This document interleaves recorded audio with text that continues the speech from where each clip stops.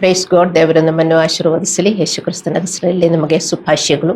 ದೇವರ ನಾಮಕ್ಕೆ ಮಹಿಮೆ ಉಂಟಾಗಲಿ. ನಮ್ಮ ಇಂದಿನ ಸಂದೇಶದ ಶೀರ್ಷಿಕೆ, ನಿಮ್ಮ ಆತ್ಮವನ್ನು ಸೆರೆಮನೆಯಿಂದ ರಕ್ಷಿಸಿ.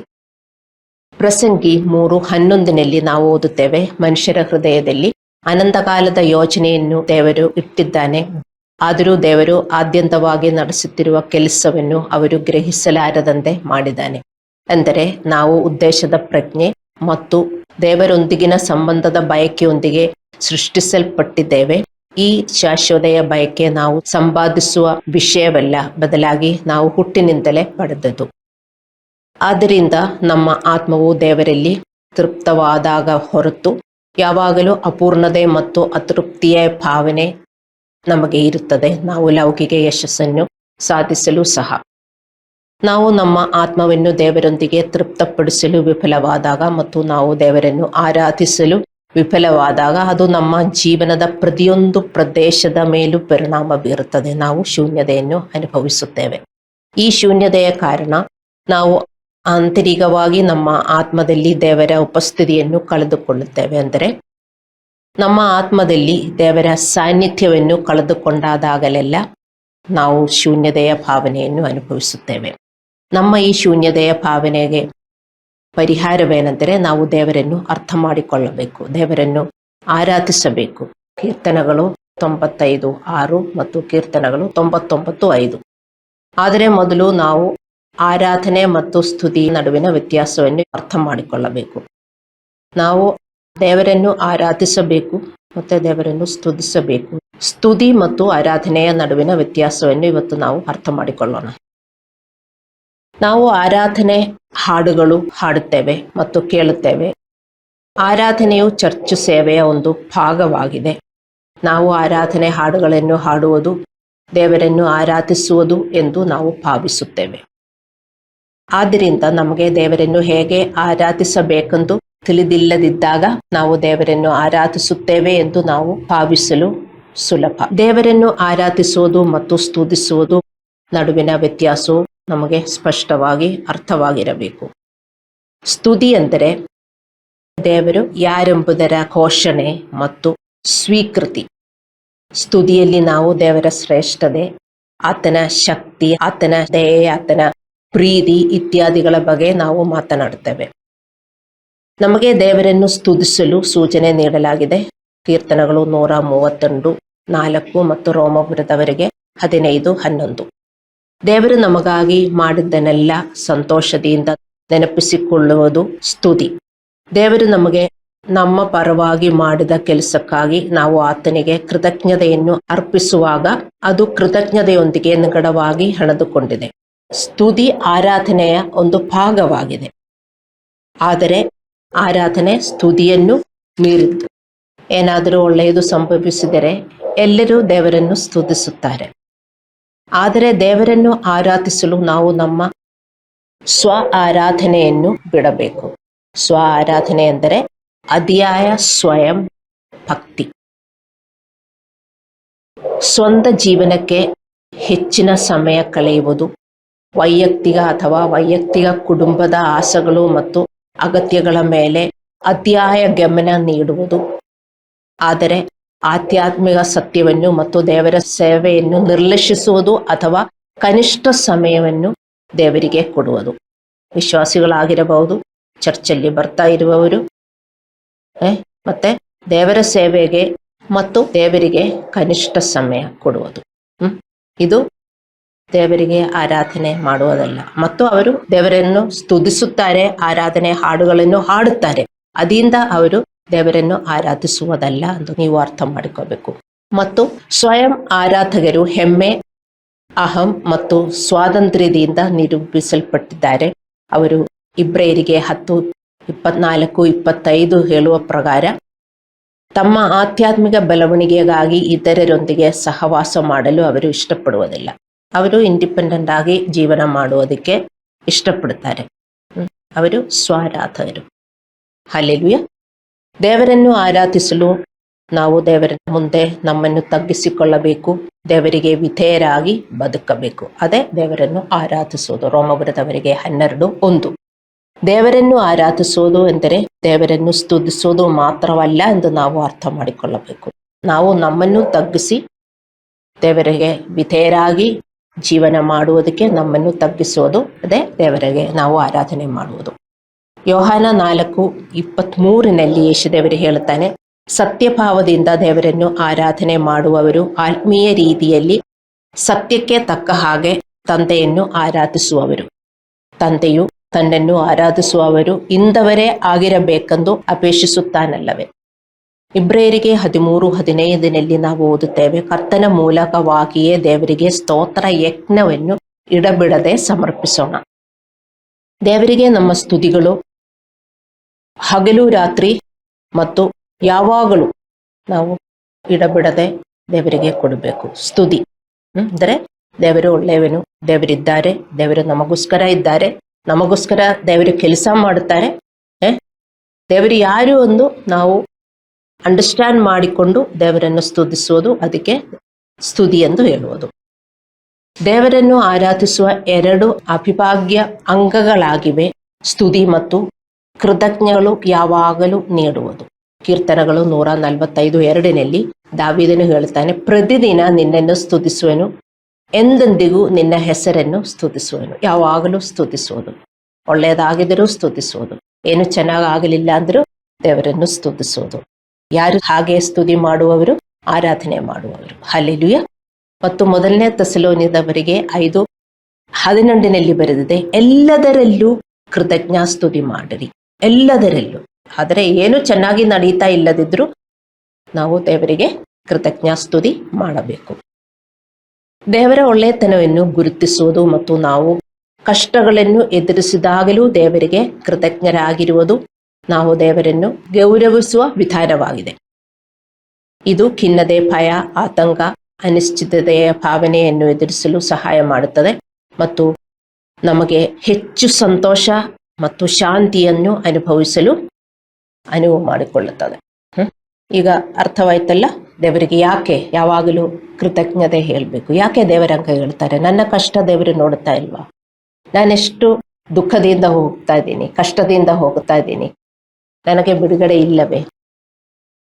ಏಕೆ ದೇವರಿಗೆ ಯಾವಾಗಲೂ ಧನ್ಯವಾದ ಹೇಳುವುದು ಮತ್ತು ಸ್ತುತಿಸುವುದು ಮುಖ್ಯ ಎಂದು ನಾವು ತಿಳಿದುಕೊಳ್ಳಬೇಕು. ಈ 2 ಆಜ್ಞೆಗಳನ್ನು ಪಾಲಿಸಿದಾಗ ನಾವು ದೇವರಿಗೆ ನಮಗಾಗಿ ಕೆಲಸ ಮಾಡಲು ನಾವು ಅವಕಾಶವನ್ನು ನೀಡುತ್ತೇವೆ.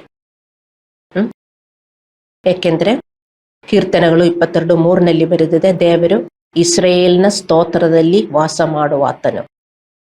ದೇವರು ನಮ್ಮ ಹೃದಯದಲ್ಲಿ ಇದ್ದಾರೆ, ಆದರೆ ನಮಗೆ ದೇವರ ಉಪಸ್ಥಿತಿ ಅನುಭವವಾಗುವುದಿಲ್ಲ. ಯಾಕೆ? ದೇವರು ನಮ್ಮ ಹೃದಯದಲ್ಲಿ ಇದ್ದರೆ ಅವನ ಉಪಸ್ಥಿತಿ ನಮಗೆ ಅನುಭವ ಆಗಬೇಕು ಅಲ್ಲವೇ? ನಾವು ಯಾರಾದರೂ ಜೊತೆ ಇದ್ದರೆ ಅವರು ನಮ್ಮ ಜೊತೆ ಇದ್ದಾರೆ ಎಂದು ನಮಗೆ ಗೊತ್ತಾಗುತ್ತದೆ ಅಲ್ಲವೇ?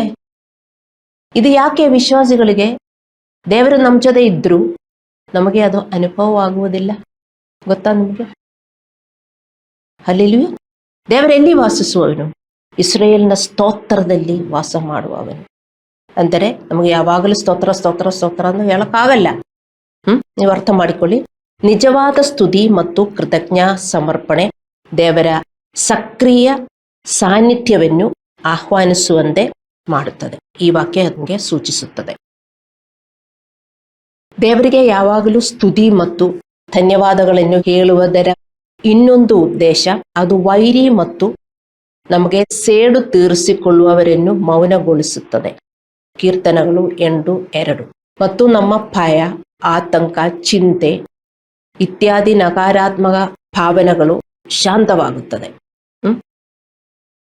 ನಿಮಗೆ ತುಂಬ ದುಃಖ ಮನಸ್ಸಲ್ಲಿ ಇದೆ, ತುಂಬ ಭಯ ನಿಮಗೆ ಮನಸ್ಸಲ್ಲಿ ಇದೆ, ಆತಂಕ ನಿಮ್ಮ ಹೃದಯದಲ್ಲಿ ತುಂಬಿದೆ. ದೇವರು ಹೇಳ್ತಾ ಇದ್ದಾರೆ ಸ್ತೋತ್ರ ಮಾಡ್ರಿ ಅಂತ. ನೀವು ಹೇಳ್ತೀರಿ, ಹೆಂಗೆ ನನಗೆ ಸ್ತೋತ್ರ ಮಾಡಕ್ಕಾಗಲ್ಲ? ಆದರೆ ವಾಕ್ಯ ಹೇಳುತ್ತದೆ ಕಟ್ಟದೆಲ್ಲ ನಮಗೆ ಒಳ್ಳೆಯದಾಗುತ್ತದೆ. ರೋಮ ಬರೆದವರಿಗೆ 8:22. ದೇವರಲ್ಲಿ ನಂಬಿ ದೇವರ ದಾರಿಯಲ್ಲಿ ನಾವು ಮತ್ತು ನಡೆಯಬೇಕು. ಆದರೆ ನಾವು ದುಃಖದಿಂದ ನಡೆದರೆ, ಭಯದಿಂದ ನಡೆದರೆ, ಆತಂಕದಿಂದ ನಡೆದರೆ, ಕೋಪದಿಂದ ನಡೆದರೆ ದೇವರ ಉಪಸ್ಥಿತಿಯನ್ನು ನಮಗೆ ಅನುಭವ ಆಗುವುದಿಲ್ಲ. ಯಾಕೆ? ಕೋಪದಲ್ಲಿ ದೇವರಿದ್ದಾರಾ? ಇಲ್ಲ. ಭಯದಲ್ಲಿ ದೇವರಿದ್ದಾರಾ? ಇಲ್ಲ. ದುಃಖದಲ್ಲಿ ದೇವರಿದ್ದಾರಾ? ಇಲ್ಲ. ದೇವರೆಲ್ಲಿ ಇರ್ತಾರೆ? ಸಂತೋಷ, ಸಮಾಧಾನ, ತೃಪ್ತಿ. ಇದೆಲ್ಲ ನಮ್ಮ ಹೃದಯದಲ್ಲಿ ಹೋದಾಗ ದೇವರ ಉಪಸ್ಥಿತಿ ಅನುಭವವಾಗುತ್ತದೆ. ಆವಾಗ ಏನಾಗುತ್ತದೆ ಅಂದರೆ ದೇವರು ನಮಗೋಸ್ಕರ ಕೆಲಸ ಮಾಡ್ತಾರೆ. ನಮಗೋಸ್ಕರ ಕೆಲಸ ಮಾಡುವುದಕ್ಕೆ ನಾವು ಅನುವು ಮಾಡ್ತೇವೆ.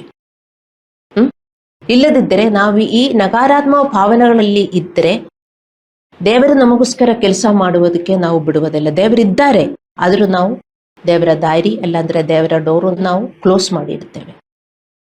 ಅರ್ಥವಾಯ್ತೆ? ಅದಕ್ಕೆ ದೇವರು ಹೇಳುವುದು, ಯಾವಾಗಲೂ ನನ್ನನ್ನು ಸ್ತುತಿಸಿ.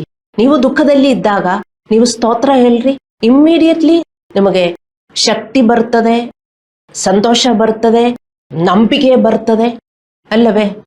ಆದರೆ ನೀವು ಇದು ಮಾಡಲಿಲ್ಲದಿದ್ದರೆ ಇನ್ನೂ ದುಃಖದಲ್ಲಿ ನೀವು ಮುಳುಗುತ್ತೀರಿ. ದೇವರು ನಮ್ಮ ಜೊತೆ ಇದ್ದಾರೆ, ಆದರೆ ದೇವರಿಗೆ ನಮಗೆ ಏನು ಮಾಡಕ್ಕಾಗಲ್ಲ. ಅದಕ್ಕೆ ದೇವರು ಹೇಳುವುದು, ಯಾವಾಗಲೂ ದೇವರಿಗೆ ನಾವು ಸ್ತೋತ್ರ ಹೇಳಬೇಕು ಅಂತ. ಅಷ್ಟೇ ಅಲ್ಲ, ದೇವರನ್ನು ಯಾವಾಗಲೂ ಸ್ತುತಿಸುವುದು ಮತ್ತು ಧನ್ಯವಾದ ಹೇಳುವುದು ಆತನ ಮೇಲಿನ ನಮ್ಮ ಪ್ರೀತಿಯನ್ನು ಪ್ರದರ್ಶಿಸುತ್ತದೆ. ಅದು ದೇವರನ್ನು ಗೌರವಿಸುತ್ತದೆ ಮತ್ತು ನಮ್ಮನ್ನು ಬಲಪಡಿಸುತ್ತದೆ. ನಾವು ದೇವರನ್ನು ಪ್ರೀತಿಸಿದರೆ ನಾವು ದೇವರ ವಾಕ್ಯಗಳು ನಂಬುತ್ತೇವೆ. ಕೆಟ್ಟದಾಗಿದ್ದರೆ ದೇವರನ್ನು ಪ್ರೀತಿಸುವುದಿಲ್ಲ, ದೇವರ ವಾಕ್ಯಗಳು ನಂಬುವುದಿಲ್ಲ ಅಂದರೆ ನಾವು ವಿಶ್ವಾಸಿಗಳ ಎಲ್ಲ ಒಳ್ಳೆಯದಾಗಿ ನಡೆದರೆ ನಾವು ದೇವರಿಗೆ ಸ್ತೋತ್ರ ಹೇಳುತ್ತೇವೆ, ದೇವರಿಗೆ ಕೃತಜ್ಞತೆ ಸಲ್ಲಿಸುತ್ತೇವೆ. ಆದರೆ ಇದು ನಾವು ಪಾಲಿಸಬೇಕಾದ ಆಜ್ಞೆಯಾಗಿದೆ. ಯಾವಾಗಲೂ ಸ್ತೋತ್ರ ಮಾಡುವುದು, ಯಾವಾಗಲೂ ದೇವರಿಗೆ ಕೃತಜ್ಞತೆ ಸಲ್ಲಿಸುವುದು. ಹಾಗೆ ಮಾಡಿದರೆ ನಾವು ದೇವರನ್ನು ಗೌರವಿಸುತ್ತೇವೆ, ದೇವರನ್ನು ಪ್ರೀತಿಸುತ್ತೇವೆ. ಏನಾಗುತ್ತೆ ಆವಾಗ? ದೇವರು ನಮಗೋಸ್ಕರ ಕೆಲಸ ಮಾಡುತ್ತಾರೆ. ಹಲ್ಲೆಲೂಯಾ. ನಾವೆಲ್ಲರೂ ಬೆಳೆಸಿಕೊಳ್ಳಬೇಕಾದ ಆಧ್ಯಾತ್ಮಿಕ ಶಿಸ್ತು ಇದು. ಇದು ನಮ್ಮ ಸಂತೋಷ ಮತ್ತು ಶಾಂತಿಯನ್ನು ಹೆಚ್ಚಿಸುತ್ತದೆ. ಇದು ನಮಗೆ ಏನು ಅರ್ಥವಾಗದಿದ್ದರೂ ಸಹ ಎಲ್ಲದಕ್ಕೂ ದೇವರಿಗೆ ಧನ್ಯವಾದ ಹೇಳುವುದು. ಕೆಲವೊಮ್ಮೆ ನಮಗೆ ಏನು ಅರ್ಥವಾಗುವುದಿಲ್ಲ. ಯಾಕೆ ನಾನು ಇಷ್ಟೊಂದು ಕಷ್ಟದಿಂದ ಹೋಗುವುದು? ನಾನೆಲ್ಲ ಚೆನ್ನಾಗಿ ಮಾಡಿದರು, ಎಲ್ಲ ಕೆಟ್ಟದು ಮಾಡಿದರೆ ಕಷ್ಟನೇ ಆಗೋದು. ನಾನು ದೇವರ ದಾರಿಯಲ್ಲಿ ನಡೀತಾ ಇದ್ದೀನಿ, ಆದರೂ ನನಗೆ ತುಂಬಾ ಕಷ್ಟ. ಕೆಲವೊಮ್ಮೆ ನಮಗೆ ಅರ್ಥವಾಗುವುದಿಲ್ಲ. ಆವಾಗಲೂ ನಾವು ದೇವರಿಗೆ ಸ್ತೋತ್ರ ಹೇಳಬೇಕು. ಯಾಕೆಂದ್ರೆ ನಾವು ಬೇಸರಗೊಳ್ಳದೆ ಒಳ್ಳೆಯ ಕೆಲಸವನ್ನು ಮಾಡಬೇಕು ಅಂತ ನಮಗೆ ಆಜ್ಞೆ ಇದೆ ಅಲ್ಲವೇ? ಗಲಾತ್ಯದವರಿಗೆ 6:9. ಬೇಸರಗೊಳ್ಳದೆ we have to keep on doing good works. ನಾವು ಎದುರಿಸುವ ಸನ್ನಿವೇಶಗಳಿಗೆ ಕೃತಜ್ಞರಾಗಿರಲು ನಮಗೆ ಮನಸ್ಸಿಲ್ಲದಿದ್ರೂ ಸಹ ನಾವು ದೇವರ ಕಡೆಗೆ ಕೃತಜ್ಞತಾಪೂರ್ವಕ ಹೃದಯವನ್ನು ಹೊಂದಿರಬೇಕು. ನಾವು ದುಃಖಿಸಬಹುದು ಮತ್ತು ಇನ್ನೂ ಕೃತಜ್ಞರಾಗಿರಬಹುದು. ನಮಗೆ ನೋವಾಗಬಹುದು ಮತ್ತು ಇನ್ನೂ ದೇವರಿಗೆ ಸ್ತುತಿಸಬಹುದು. ನೋವಿದೆ, ಆದರೂ ದೇವರೇ ಸ್ತೋತ್ರ, ನೀವು ಒಳ್ಳೆಯವರು, ನಾನು ಈ ಕಷ್ಟದಲ್ಲಿ ಮುಳುಗಲು ನೀವು ಬಿಡುವುದಿಲ್ಲ, ನಿನ್ನ ದಾರಿಯಲ್ಲಿ ನಾನು ನಡೀತೀನಿ. ತಕ್ಷಣ ನಾವು ರಿಲೀಸ್ ಆಗ್ತೇವೆ. ಅಷ್ಟೊಂದು ಹೇಳಿದರೆ ಹಲ್ಲೆಲೂಯಾ. ನಮ್ಮ ಹೃದಯದ ಈ ಮನೋಭಾವದ ಮೂಲಕ ದೇವರು ನಮ್ಮ ಪರವಾಗಿ ಕೆಲಸ ಮಾಡಲು ನಾವು ಅವಕಾಶ ಮಾಡುತ್ತಿದ್ದೇವೆ ಮತ್ತು ನಮ್ಮಲ್ಲಿ ಮತ್ತು ನಮಗಾಗಿ ಸೈತಾನನ ಅನೇಕ ಕೆಲಸಗಳನ್ನು ಇದು ನಿಲ್ಲಿಸಬಹುದು. ಅರ್ಥವಾಯ್ತಾ? ಸೈತಾನನ ಕೆಲಸಗಳು ಇದು ನಿಲ್ಲಿಸಬಹುದು. ನೀವು ದುಃಖದಲ್ಲಿ ಇದ್ದರೆ, ಕೋಪದಲ್ಲಿ ಇದ್ದರೆ, ಅಲ್ಲ ಆತಂಕದಲ್ಲಿ ಇದ್ದರೆ ಸೈತಾನನು ನಮಗೋಸ್ಕರ ಕೆಲಸ ಮಾಡ್ತಾ ಇರ್ತಾನೆ. ಯಾಕೆಂದರೆ ಅದೆಲ್ಲ ಅವನ ಪವರು ಅಲ್ಲವೇ? ನಾವು ಅವನಿಗೆ ಪವರ್ ಕೊಡ್ತಾ ಇದ್ದೇವೆ ನಮಗೋಸ್ಕರ ಕೆಲಸ ಮಾಡಕ್ಕೆ. ಆದರೆ ನಾವು ಸಂತೋಷ, ಸಮಾಧಾನ, ಪ್ರೀತಿಯಲ್ಲಿ ಇದ್ದರೆ ನಾವು ದೇವರಿಗೆ ಅವಕಾಶ ಕೊಡುತ್ತೇವೆ ನಮಗೋಸ್ಕರ ಕೆಲಸ ಮಾಡುವುದಕ್ಕೆ. ನಾವು ಅದು ಅರ್ಥ ಮಾಡಿಕೊಳ್ಳಬೇಕು. ಅದಕ್ಕೆ ದೇವರಿಗೆ ಹೇಳಿರುವುದು ಯಾವಾಗಲೂ ದೇವರಿಗೆ ಸ್ತುತಿ ಹೇಳಬೇಕು ಅಂತ. ನಾವು ಎಲ್ಲ ಕಣ್ಣು ಮುಚ್ಚಿಕೊಂಡು ದೇವರನ್ನು ಪಾಲಿಸುವುದಕ್ಕೆ ರೆಡಿ ಇದ್ದರೆ ಕ್ವಶನ್ಸ್ ಕೇಳಬಾರದು. ಯಾಕೆ ದೇವರೇ ಹಂಗ ಹೇಳಬೇಕು? ಯಾಕೆ ಹಂಗೆ ಮಾಡಬೇಕು? ನನಗೆ ಗೊತ್ತಿಲ್ವೇ ನಾನು ಕಷ್ಟದಿಂದ ಹೋಗ್ತಾ ಇರೋದು ಅಂತ. ಅದಕ್ಕೆ ಬೈಬಲ್ ಹೇಳೋದು ಒಂದು ಶಿಶುವಿನ ತರ. ಆಗಲಿಲ್ಲದಿದ್ದರೆ ನಿನಗೆ ದೇವರ ರಾಜ್ಯದಲ್ಲಿ ಪ್ರವೇಶಿಸಲು ಸಾಧ್ಯವಲ್ಲ. Unless you turn and become like a child. ದೇವರೇನು ಹೇಳಿದ್ರು ಕಣ್ಣು ಮುಚ್ಚಿಕೊಂಡು ನಾವು ಬಿಲೀವ್ ಮಾಡಬೇಕು, ಒಬ್ಬೇ ಮಾಡಬೇಕು. ಕ್ವಶನ್ಸ್ ಕೇಳಬಾರದು. ಅರ್ಥ ಮಾಡಿಕೊಳ್ಳಿ, ಯಾಕೆ ನಾವು ಯಾವಾಗಲೂ ದೇವರಿಗೆ ಸ್ತುತಿ ಹೇಳಬೇಕು ಮತ್ತೆ ಕೃತಜ್ಞತೆ ಸಲ್ಲಿಸಬೇಕು ಅಂತ ನೀವು ಅರ್ಥ ಮಾಡಿಕೊಳ್ಳಬೇಕು. ಹಲ್ಲೆಲೂಯಾ. ಆದರೆ ಭಯದಲ್ಲಿ ಮತ್ತು ಚಿಂತೆಯಲ್ಲಿ ಮುಳುಗಿದಾಗ ದೇವರಿಂದ ನಾವು ನಮ್ಮನ್ನು ದೂರ ಬಿಡುತ್ತೇವೆ. ದೇವರು ನಮ್ಮಿಂದ ಹೋಗಕ್ಕೆ ರೆಡಿ ಇಲ್ಲ. ದೇವರು ನಮ್ಮ ಹತ್ರನೇ ಬರಬೇಕು, ನಮ್ಮ ಜೊತೆಗೆ ದೇವರಿಗೆ ಇರಬೇಕು, ನಮಗೆಲ್ಲ ಒಳ್ಳೆಯದು ಮಾಡಿಕೊಡ್ಬೇಕು ಅಂತ ದೇವರಿಗೆ ಆಸೆ ಇದೆ. ದೇವರು ಅದಕ್ಕೆ ತಯಾರಿದ್ದಾರೆ. ಆದರೆ ನಾವು ತಯಾರಿಲ್ಲ. ನಾವು ದೇವರಿಗೆ ಪ್ರವೇಶನ ಕೊಡಬೇಕು. ಹೇಗೆ? ಹೃದಯದಲ್ಲಿ. ನಿಮ್ಮ ಹೃದಯದಲ್ಲಿ ಏನೇನಿರುತ್ತದೆ ಅದರ ಪ್ರಕಾರ ದೇವರು ವರ್ತಿಸುತ್ತಾರೆ. ಸಂತೋಷವಾಗಿರಬೇಕು, ತೃಪ್ತರಾಗಿರಬೇಕು. ಹೌದು, ನಾನು ದೇವರ ಮಗಳಾಗಿದ್ದೀನಿ, ದೇವರ ಮಗನಾಗಿದ್ದೀನಿ, ನಾನೀಗ ತುಂಬಾ ಸಂತೋಷವುಳ್ಳವನಾಗಿದ್ದೀನಿ. ನಾವು ಹಾಗೆಯೇ ಹೇಳಬೇಕು. ಇದು ಸ್ತುತಿ ಹೇಳುವುದು. ಆವಾಗ ದೇವರು ನಮಗೋಸ್ಕರ ವರ್ತಿಸುತ್ತಾನೆ. ದೇವರ ಮಕ್ಕಳೇ, ಅರ್ಥ ಮಾಡಿಕೊಳ್ಳಿ. ಹಲ್ಲೆಲೂಯಾ. ನಾವು ಚಿಂತಿಸುತ್ತಲೇ ಇರುವಾಗ ದೇವರು ನಮಗೆ ಬೇಕಾದ ಉತ್ತರ ಅಥವಾ ಪರಿಹಾರವನ್ನು ಒದಗಿಸುತ್ತಾನೆಯೇ ಎಂಬ ಅನುಮಾನವನ್ನು ವ್ಯಕ್ತಪಡಿಸುತ್ತದೆ, ಅಲ್ಲವೇ? ನೀವು ಒಂದ್ ಕಡೆ ಹೋಗಿ ಸಾಲ ಕೊಡಿ ಎಂದು ಹೇಳಿದ್ರು, ನಿಮ್ಗೆ ಗೊತ್ತು ಅವರು ಕೊಡ್ತಾರೆ ಅಂತ. ನಾಳೆ ಬನ್ನಿ ನಾನು ಕೊಡ್ತೀನಿ ಎಂದು ಹೇಳ್ತಾರೆ. ಅವರ ಮೇಲೆ ನಿಮಗೆ ನಂಬಿಕೆ ಇದೆ, ಅವರ ಹತ್ರ ದುಡ್ಡು ಇದೆ, ಅವರು ಕೊಡ್ತಾರೆ, ಅಲ್ಲವೇ?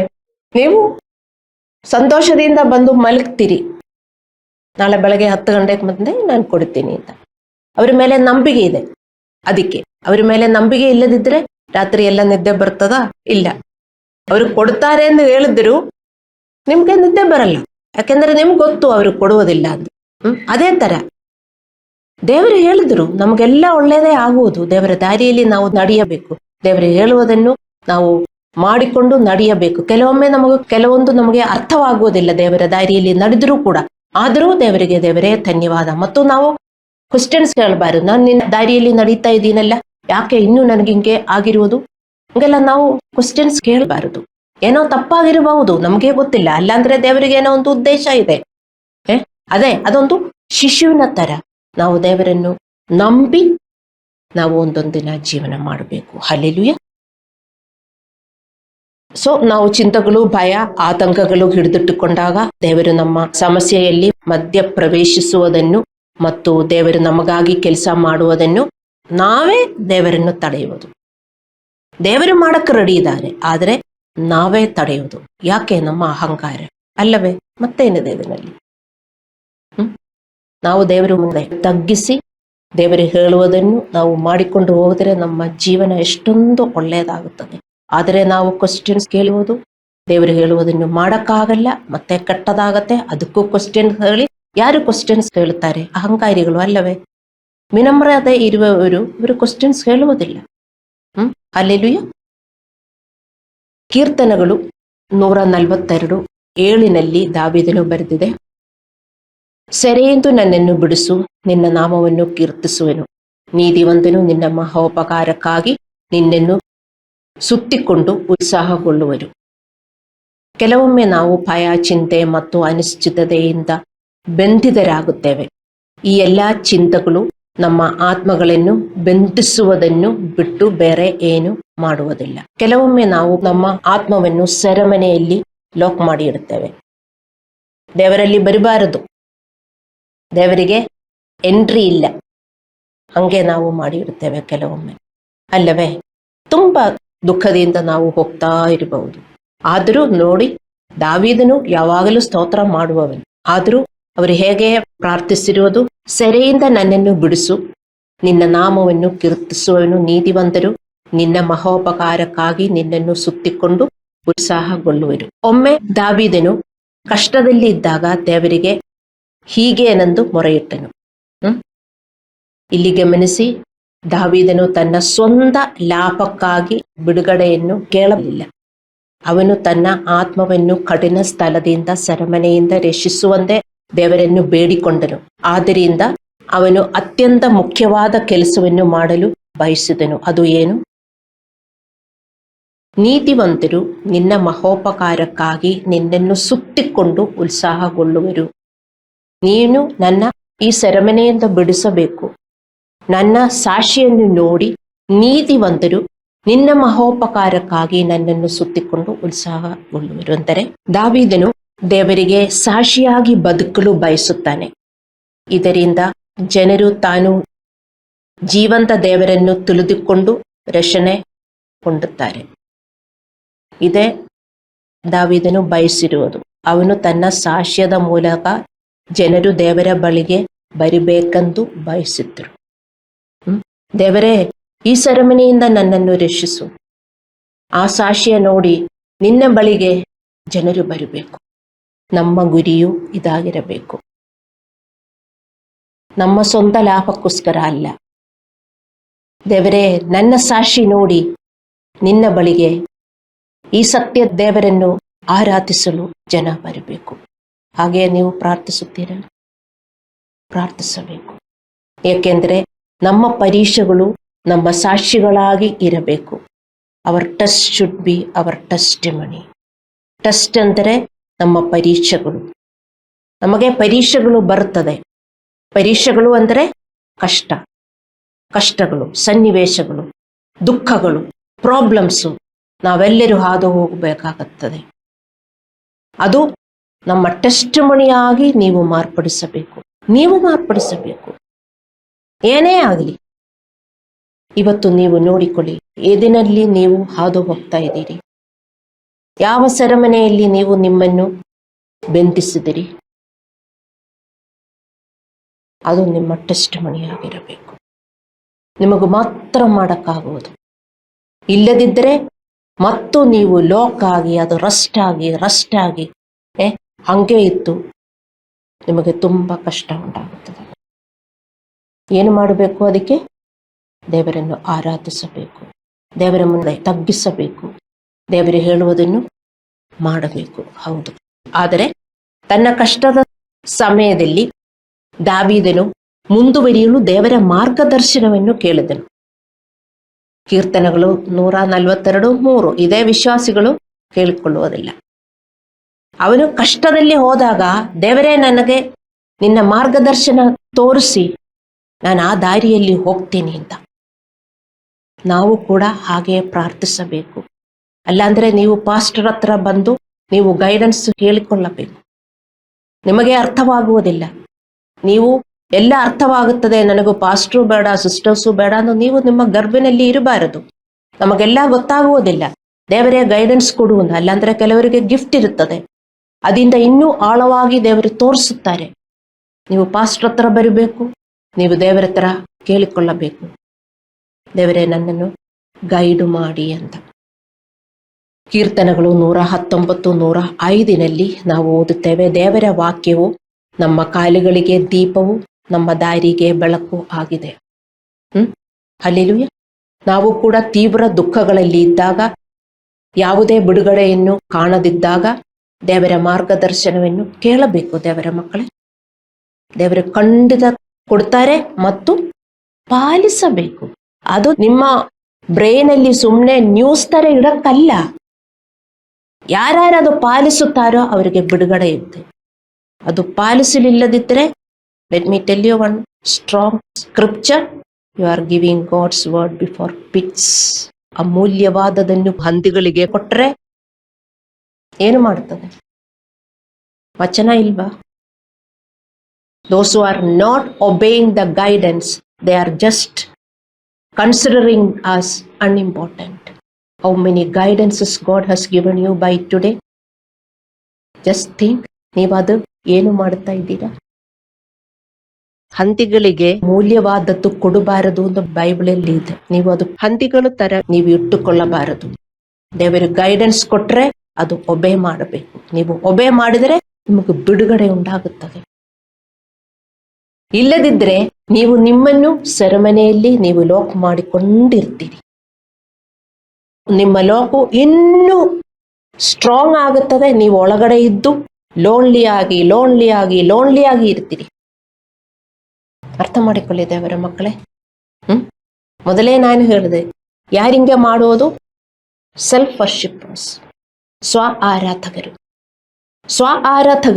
ಅವರು ಫೆಲೋಶಿಪ್ ಮಾಡೋಕ್ಕೂ ಅವ್ರಿಗೆ ಇಷ್ಟ ಇರುವುದಿಲ್ಲ. ಅವರಿಗೆ ಗರ್ವ ಜಾಸ್ತಿ ಇರ್ತದೆ, ಈಗೋ ಜಾಸ್ತಿ ಇರ್ತದೆ, ಇಂಡಿಪೆಂಡೆನ್ಸ್ ಜಾಸ್ತಿ ಇರ್ತದೆ. ಅದೆಲ್ಲ ನಾವು ಬ್ರೇಕ್ ಮಾಡಬೇಕು ದೇವರ ಮಕ್ಕಳೇ. ದೇವರಲ್ಲಿ ಬಂದ ಮೇಲೆ ನಮಗೆ ಇಷ್ಟವಿಲ್ಲದ ತುಂಬಾ ನಮಗೆ ಮಾಡಬೇಕಾಗುತ್ತದೆ. ಇಷ್ಟದಿಂದ ನಾನು ಇಲ್ಲಿ ನಿಂತ್ಕೊಳ್ತಾ ಇದ್ದೀನ ಹೇಳಿ ದೇವರ ಮಕ್ಕಳು? ನಾನೊಂದು ಪಾಸ್ಟರ್ ಆಗಬೇಕು ಅಂತ ಇಷ್ಟದಿಂದ ನಾನೊಂದು ಪಾಸ್ಟರ್ ಆಗಿ ನಾನು ಸಭೆ ನಡೆಸ್ತಾ ಇದ್ದೀನ? ಎಂದಿಗೂ ಅಲ್ಲ. I have not chosen this. ದೇವರಿಗೆ ಹೇಳಿರುವುದರಿಂದ, ದೇವರನ್ನು ಪಾಲಿಸಿ ಪ್ರೀತಿಯಿಂದ ಐ ಹ್ಯಾವ್ ಟೇಕನ್ ದಿಸ್. ಎಲ್ಲದೂ ಹಂಗೆ ದೇವರ ಮಕ್ಕಳೇ, ಅರ್ಥ ಮಾಡಿಕೊಳ್ಳಿ. ನಮಗೆ ಇಷ್ಟವಿರುವುದು ಮಾತ್ರ ದೇವರು ಹೇಳ್ತಾರೆ ಎಂದು ನೀವು ತಿಳ್ಕೊಳ್ಳಬಾರದು. ನಮಗೆ ಆಗುವುದಿಲ್ಲ, ದೇವರು ಹೇಳುವುದು ನಮಗೆ ಆಗುವುದಿಲ್ಲ ನಮಗೆ ಮಾಡುವುದಕ್ಕೆ. ಆದರೆ ದೇವರು ಹೇಳಿದ್ದಾರೆ, ಅದೇ ಅವರೇ ದೇವರನ್ನು ಆರಾಧಿಸುವವರು. ದೇವರ ಮುಂದೆ ತಗ್ಗಿಸಿ ದೇವರು ಹೇಳುವುದನ್ನು ಪಾಲಿಸುವುದು. ನಮ್ಮ ದುಃಖದ ಸೆರೆಮನೆಯಲ್ಲಿ ನಾವಿದ್ದಾಗ ದೇವರಿಗೆ ಗೈಡೆನ್ಸ್ ನೀವು ಕೇಳಬೇಕು. ನಿಮಗೆ ಗೊತ್ತಾಗುವುದಿಲ್ಲ, ಅದಕ್ಕೆ ಪಾಸ್ಟರ್ಗೆ ಕೇಳಬೇಕು. ದೇವರು ಗೈಡೆನ್ಸ್ ಕೊಡ್ತಾರೆ, ಆ ಗೈಡೆನ್ಸ್ ಪ್ರಕಾರ ನೀವು ವರ್ತಿಸಿದರೆ ಬಿಡುಗಡೆ ಉಂಟಾಗುತ್ತದೆ. ಆದರೆ ನೀವು ಹಂದಿಗಳು ತರ ಅದು ಇಟ್ಕೊಂಡರೆ ನಿಮಗೆ ಏನಾಗುತ್ತದೆ? ನಿಮಗೆ ಶಾಪ ಉಂಟಾಗುತ್ತದೆ ದೇವರ ಮಕ್ಕಳೇ. ಬೇರೆಯವರು ಶಾಪ ಮಾಡಿ ಎಲ್ಲ ನಿಮಗೆ ಶಾಪ ಉಂಟಾಗುವುದು. ಕೆಲವರು ಹೇಳ್ತಾರೆ, ಅಯ್ಯೋ ಇವರು ನಾಶವಾಗಲಿ ನಾಶವಾಗಲಿ ನಾಶವಾಗಲಿ ಎಂದು ಹೇಳಿದ್ರೆ ನೀವು ನಾಶವಾಗ್ತೀರಾ? ಎಂದಿಗೂ ಇಲ್ಲ. ನೀವು ಕೆಟ್ಟದು ಮಾಡಿದರೆ ನಿಮಗೂ ನಾಶವಾಗುತ್ತದೆ. ಒಳ್ಳೆಯದು ಮಾಡುವುದಕ್ಕೆ ದೇವರು ನಮ್ಮನ್ನು ಕರೆದಿರೋದು. Be zealous for good work. ಶಾಪ ಮಾಡುವುದಕ್ಕೆ ಈ ಲೋಕದಲ್ಲಿ ತುಂಬಾ ಜನ ಇದ್ದಾರೆ. ಅವರ ಬಾಯಿ ಪ್ಲಾಸ್ಟರ್ ಹಾಕ್ತೀರಾ? ಆಗತ್ತಾ? ಎಂದಿಗೂ ಇಲ್ಲ. ಅದಕ್ಕೆ ದೇವರು ಕರೆದು. ಕೆಲವರೆಲ್ಲ ಅಯ್ಯೋ ಇಷ್ಟೊಂದು ಶಾಪ ಮಾಡ್ತಾರೆ, ನಮ್ಮ ಯಜಮಾನರು ಶಾಪ ಮಾಡ್ತಾರೆ, ಪಕ್ಕದ ಮನೆಯವರು ಶಾಪ ಮಾಡ್ತಾರೆ, ಅದಕ್ಕೆ ಏನ್ ಮಾಡೋಕ್ಕಾಗತ್ತೆ? ಅದು ಅವರ ಕೆಲಸ, ಮಾಡಿಕೊಂಡು ಹೋಗಲಿ. ನೀವು ನಿಮ್ಮ ಕೆಲಸ ಮಾಡಿಕೊಂಡು ಹೋಗಿ. ಅದನ್ನ ಭಯದಿಂದಲ್ಲ ನೀವು ಜೀವನ ಮಾಡುವುದು. We are called to do the good works of the spirit. ಆತ್ಮದ ಒಳ್ಳೆಯ ಕೆಲಸಗಳನ್ನು ಮಾಡುವುದಕ್ಕೆ ನಮ್ಮನ್ನು ಬೇರ್ಪಡಿಸಿರುವುದು. ಈ ಆತ್ಮದ ಕೆಲಸಗಳ ಒಳ್ಳೆಯದನ್ನು ನಾವು ಮಾಡಲಿಲ್ಲದಿದ್ದರೆ ನಾವು ನಮ್ಮನ್ನು ಆತ್ಮದ ಸೆರೆಮನೆಯಲ್ಲಿ ಲಾಕ್ ಮಾಡಿ ಇಡ್ತೇವೆ. ದೇವರ ಮಕ್ಕಳೇ, ಅರ್ಥ ಮಾಡಿಕೊಳ್ಳಿ. ಯಾರು ಲಾಕ್ ಮಾಡಿ ಇರುವವರು? ಪಕ್ಕದ ಮನೆಯವರ, ನಿಮ್ಮ ಯಜಮಾನರ, ನಿಮ್ಮ ಫಾದರ, ಮದರ? ಅಲ್ಲ, ನೀವು. ಅರ್ಥ ಮಾಡಿಕೊಳ್ಳಿ. ಬೇರೆಯವರ ಮೇಲೆ ನಾವು ಬ್ಲೇಮ್ ಮಾಡಬಾರದು. ನಮಗೆ ಈ ಲೋಕದಲ್ಲಿ ಕಷ್ಟ ಉಂಟು ಅಂತ ದೇವರು ಹೇಳಿದ್ರು. ಆದರೆ ದೇವರು ದಾರಿ ತೋರಿಸುತ್ತಾರೆ. ಆ ದಾರಿಯಲ್ಲಿ ನಾವು ನಡೆಯಕ್ಕೆ ತಯಾರಾಗಿರಬೇಕು. ಅದು ನಮಗೆ ಇಷ್ಟವಿರುವುದಿಲ್ಲ. ಆ ದಾರಿಯಲ್ಲಿ ನಡೆಯೋದು ನಮಗೆ ಅನಿಸುತ್ತದೆ ತುಂಬಾ ಕಷ್ಟ ಅಂತ. ಅರ್ಥ ಮಾಡಿಕೊಳ್ಳಿ ದೇವರ ಮಕ್ಕಳೇ. ನೀವಿದು ಮಾಡಲಿಲ್ಲದಿದ್ದರೆ ನೋಡಿ ಎಷ್ಟು ಚೆನ್ನಾಗಿ ದಾವೀದನು ಹೇಳಿದಾನೆ. ನಾನು ನನ್ನ ಸೆರೆಮನೆಯಲ್ಲಿ ಇದ್ದೀನಿ ದೇವರೇ, ನನಗೂ ಸಾಕ್ಷಿ ಕೊಡು. ನನ್ನಿಂದ ಜನರು ದೇವರ ಹತ್ರ ಬರಬೇಕು. ಹೀಗೆ ಇರಬೇಕು ನಾವು ಪ್ರಾರ್ಥಿಸೋದು. ಮತ್ತೆ ನನಗೆ ಗೈಡೆನ್ಸ್ ಕೊಡಿ ದೇವರೇ, ನಾನು ಸೆರೆಮನೆಯಲ್ಲಿ ಇದ್ದೀನಿ, ಆತ್ಮದ ಸೆರೆಮನೆಯಲ್ಲಿ ಇದ್ದೀನಿ, ನನಗೆ ಗೈಡೆನ್ಸ್ ಕೊಡಿ. ಅವರು ಪಾಲಿಸುತ್ತಾರೆ. ಇದು ಗೈಡೆನ್ಸ್ ನಿಮ್ಮ ಕೈಯಲ್ಲಿ ಕೊಟ್ಟರೂ ನೀವು ಪಾಲಿಸುವುದಿಲ್ಲ. ಸೊ ನಾವು ಕೂಡ ತೀವ್ರ ದುಃಖದಲ್ಲಿ ಇದ್ದಾಗ ಮತ್ತು ಯಾವುದೇ ಬಿಡುಗಡೆಯನ್ನು ಕಾಣದಿದ್ದಾಗ ದೇವರ ಮಾರ್ಗದರ್ಶನವನ್ನು ಕೇಳಬೇಕು. ಜನರನ್ನು ದೇವರ ಬಳಿಗೆ ತರಲು ನಾವು ನಮ್ಮ ಸಾಕ್ಷಿಯನ್ನು ಕೇಳಬೇಕು. ನಾವು ಸ್ವಾರ್ಥ ಆಶೆಗಳಿಂದ ದೇವರೇ ನನಗದು ಕೊಡಿ, ದೇವರೇ ಇದು ಕೊಡಿ ಯಾರು ಪ್ರಾರ್ಥಿಸಬಾರದು. ನನ್ನ ಸಾಕ್ಷಿಯಿಂದ ಜನರು ನಿನ್ನ ಹತ್ರ ಬರಬೇಕು. ಹಾಗೇ ನೀವು ಪ್ರಾರ್ಥಿಸಬೇಕು. ಹಲ್ಲೆಲೂಯ. ದೇವರು ನಮಗೆ ನೀಡುವ ಮಾರ್ಗದರ್ಶನವನ್ನು ತಾಳ್ಮೆಯಿಂದ ನಾವು ಮಾಡಿದಾಗ ನಮ್ಮ ಮೋಕ್ಷವನ್ನು ನಾವು ನೋಡುತ್ತೇವೆ. ನಮ್ಮ ಬಿಡುಗಡೆಯನ್ನು ನಾವು ತಾಳ್ಮೆ ಬೇಕು, ಪೇಷನ್ಸ್ ಬೇಕು. ನಾವು ಕ್ವಶನ್ ಮಾಡಬಾರದು. ಯಾಕೆ ಅವರಿಂದ ನಾನು ಕಷ್ಟ ಅನುಭವಿಸೋದು, ಅಲ್ಲಾಂದ್ರೆ ಇವರನ್ನು ಯಾಕೆ ನನಗೆ ಶಾಪ ಮಾಡಿರೋದು? ನಮ್ಗೇನು ಮಾಡೋಕ್ಕಾಗತ್ತೆ? ಬೇರೆಯವರು ನಮಗೆ ಹಂಗ ಮಾಡಿದರೆ ಬೇರೆಯವರು ಮಾಡುವುದು ನಮಗೆ ನಿಲ್ಲಿಸಕ್ಕಾಗಲ್ಲ. ಆದರೆ ನಾವು ಮಾಡುವುದು ನಮಗೆ ನಿಲ್ಲಿಸಕ್ಕಾಗತ್ತೆ. ನಾವು ಕೆಟ್ಟದು ಮಾಡುವುದು. ಅರ್ಥ ಮಾಡಿಕೊಳ್ಳಿ. ನಾವು ಒಳ್ಳೆಯದು ಮಾಡುವುದಕ್ಕೆ ದೇವರು ನಮ್ಮನ್ನು ಕರೆದಿರುವುದು. We cannot force others to do some good things for us, but we can do good things for us even if we don't feel like. ಶತ್ರುಗಳನ್ನು ಪ್ರೀತಿಸಿ ಎಂದು ದೇವರು ಹೇಳುತ್ತಾರೆ. ಆಗತ್ತಾ? ಕಷ್ಟ ಅಲ್ವಾ? ಮತ್ತೆ ನಮ್ಮ ಟೆಸ್ಟ್ ಯಾವಾಗಲೂ ನಮಗೆ ಟೆಸ್ಟ್ ಮಣಿ ಆಗಬೇಕು. ಅರ್ಥ ಮಾಡಿಕೊಳ್ಳಿ. ಏನೇ ಟೆಸ್ಟ್ ಬಂದರೂ, ಚಿಕ್ಕದಾಗದರೂ ದೊಡ್ಡದಾಗದ್ರು ಆ ಟೆಸ್ಟಿನಿಂದ ನಮಗೆ ಬಿಡುಗಡೆ ಉಂಟಾಗಬೇಕು. ಆ ಟೆಸ್ಟಿನಿಂದ ನಮಗೆ ಟೆಸ್ಟಿಮನಿ ಉಂಟಾಗಬೇಕು. ಹಲ್ಲೆಲೂಯಾ. ಇಲ್ಲದಿದ್ದರೆ ನಮ್ಮ ಆತ್ಮದ ಸೆರೆಮನೆಯು ಬಲವಾಗಿ ಮುಂದುವರಿಯುತ್ತದೆ ಮತ್ತು ನಮಗೆ ಇನ್ನೂ ಅನೇಕ ಸಮಸ್ಯೆಗಳನ್ನು ಅದು ನೀಡುತ್ತಲೇ ಇರ್ತದೆ. ಅರ್ಥ ಮಾಡಿಕೊಳ್ಳಿ. ಬೇರೆ ಯಾರನ್ನು ನಾವು ಬ್ಲೇಮ್ ಮಾಡಬಾರದು. ನಮಗೆ ತೊಂದರೆ ಕೊಡುವುದಕ್ಕೆ ಜನ ಇರ್ತಾರೆ, ಈ ಲೋಕದಲ್ಲಿ ಎಲ್ಲರೂ ತೊಂದರೆ ಕೊಡ್ತಾರೆ. ಆದರೆ ನಾವು ಮಾಡಬೇಕಾಗದು ನಾವು ಮಾಡುತ್ತಲೇ ಇರಬೇಕು. ನಿಮ್ಮನ್ನು ದೇವರ ಕೆಲಸಕ್ಕೆ ಕರೆದರೆ ನೀವು ದೇವರ ಕೆಲಸ ಮಾಡಬೇಕು. ಎಲ್ಲರನ್ನೂ ಕರೆದಿದ್ದಾರೆ, ಯಾಕೆ ನೀವು ಕೆಲಸ ಮಾಡುವುದಿಲ್ಲ? ಹೇಳಿ ದೇವರ ಮಕ್ಕಳೇ. ಅದೇ ದೇವರನ್ನು ಆರಾಧಿಸುವವರು ದೇವರ ಕೆಲಸ ಮಾಡುತ್ತಾರೆ. ಇಲ್ಲಾಂದ್ರೆ ನೀವು you are a self worshipper. ನೀವು ನಿಮ್ಮ 24 hours ನಿಮಗೋಸ್ಕರ ನೀವು ಯೂಸ್ ಮಾಡಿದರೆ you are worshipping your self. Understand ಮಾಡಿಕೊಳ್ಳಿ. ಯಾಕೆಂದ್ರೆ ನಿಮಗೆ ಕೆಲಸ ಇದೆ, ಆಫೀಸಲ್ಲಿ ಕೆಲಸ ಇದೆ, ಅಲ್ಲಿ ಕೆಲಸ ಇದೆ, ಇಲ್ಲಿ ಕೆಲಸ ಇದೆ. ದೇವರ ಕೆಲಸ ಮಾಡುವುದಕ್ಕೆ ಮಾತ್ರ ಸಮಯ ಇಲ್ಲದಿದ್ದರೆ ನೀವು ಸೆಲ್ಫ್ ವರ್ಷಿಪ್ಪರ್. ಬರೀ ಹಾಡು ಹೇಳಿಕೊಂಡು ದೇವರನ್ನು ಆರಾಧಿಸುತ್ತೇನೆ ಎಂದು ಒಂದು ವಿಶ್ವಾಸಿಗೂ ಹೇಳಕ್ಕಾಗಲ್ಲ. ಹಾಡು ಹಾಡುವುದಲ್ಲ ದೇವರನ್ನು ಆರಾಧಿಸುವುದು. ನಮ್ಮನ್ನು ದೇವರ ಮುಂದೆ ದೇವರು ಹೇಳುವುದನ್ನು ಮಾಡುವುದಕ್ಕೆ ತಗ್ಗಿಸಿ ಮಾಡುವುದೇ ದೇವರನ್ನು ಆರಾಧಿಸುವುದು. ನಾವು ಕಣ್ಣುಗಳನ್ನು ಮುಚ್ಚಿ ಪ್ರಾರ್ಥನೆ